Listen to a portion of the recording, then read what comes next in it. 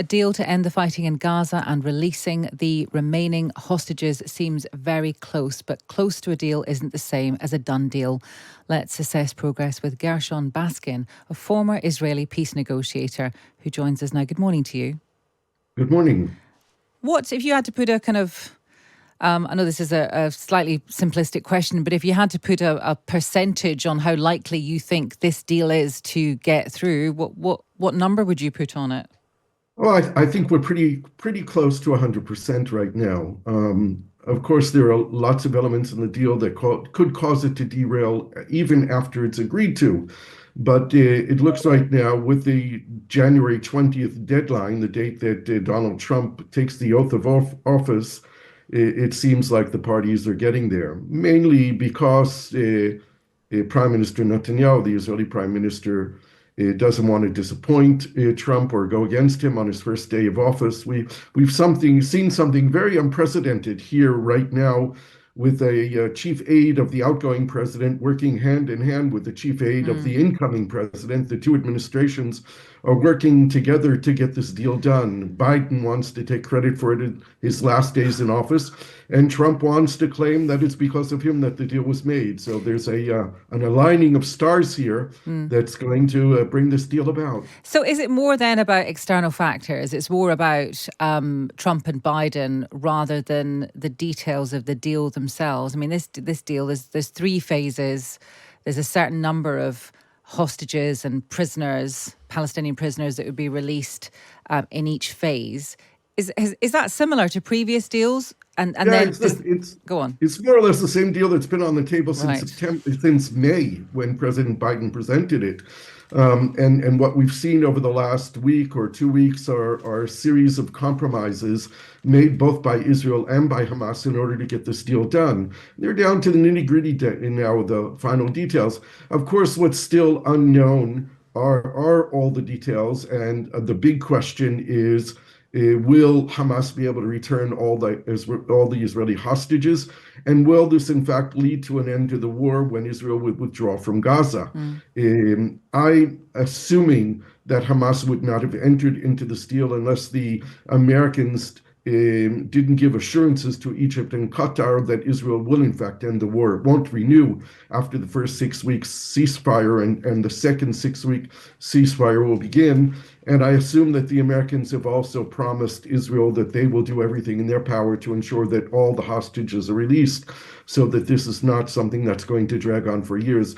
My main problem with the whole deal is that it will probably take 2 to 3 months to implement, when the same deal could have been implemented in 3 weeks. And here we're talking about the suffering of the families of hostages, the families of Palestinian prisoners, and most of all, the people of Gaza, who won't see reconstruction until this is all is over, and that will take years to do. Well, yes, on that point, reconstruction, if we can fast forward to that, the UN reckons it will cost $50 billion to repair Gaza.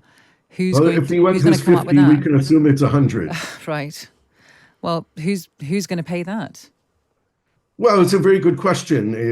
I think that most of the money will probably come from the Gulf Arab states, the Saudis, the Emiratis, Bahrain, maybe some others, the European Union, the United States. Israel should be demanded to participate in it as well, because it was Israel that was bombing. It was using American and British bombs most of the time, but it was Israel that was bombing, and Israel should be paying some of the reconstruction cost as well. It's going to have to be an international effort. I understand there's about $600 billion that's going to go into rebuilding Syria right now, and that's mainly on the agenda and maybe at the cost of Gaza. Gershon, thank you so much for talking to us. It's Gershon Baskin. He's a former Israeli peace negotiator, and he put the chances of this deal getting through at close to 100%. Which seems like some good news. Is Joe Biden close to a final success in his 54-year-long political career? Let's talk to Noga Tarnopolsky, a freelance journalist in Israel. Good morning to you. Good morning.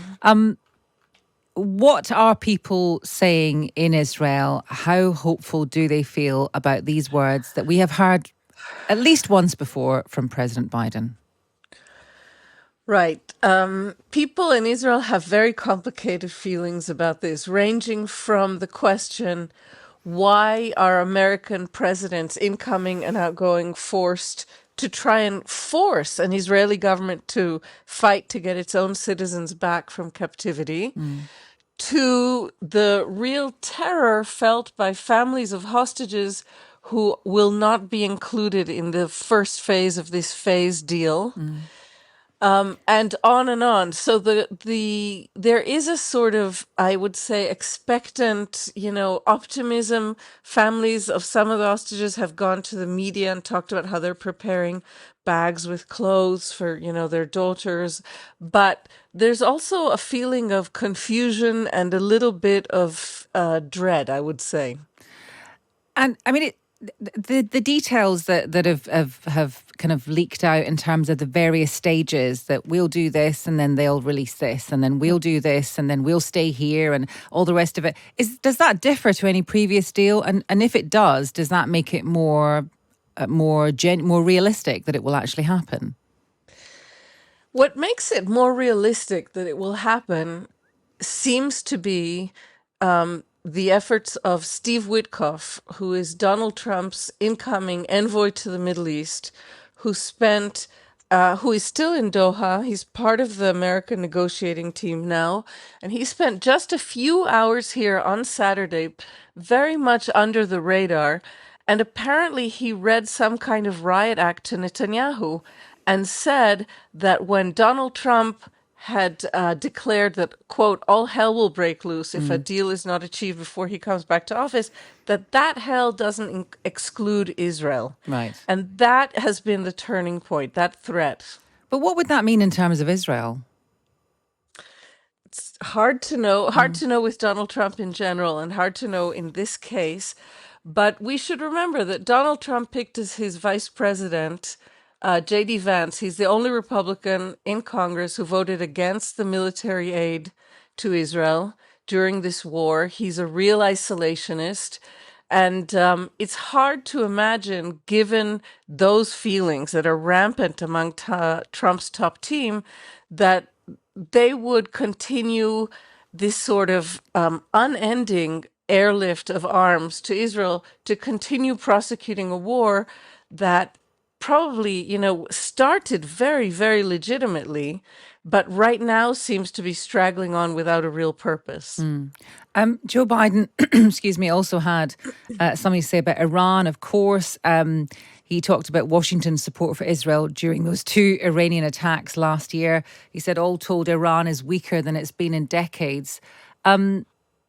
Do you think, again, you can't talk generally about Israelis, but is the feeling in Israel that Iran has been weakened?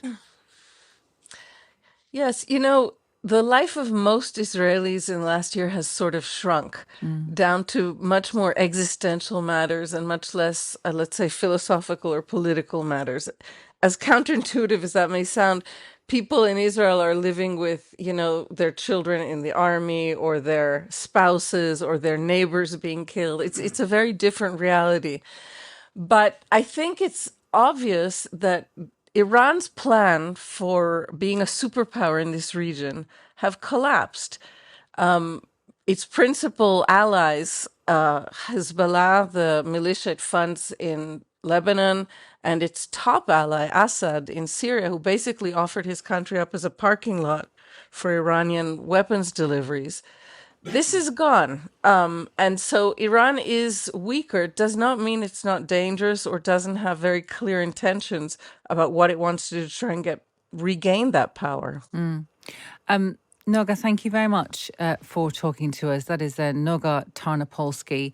She's a freelance journalist in Israel, talking about this possible peace deal, ceasefire of up to 6 months that President Biden seems to be overseeing. There's basically American and Arab negotiators in Doha who are doing the legwork on this. And it's a kind of phased deal, certain number of hostages being released, certain number of Palestinian prisoners being released, and then Israel slowly withdrawing from Gaza.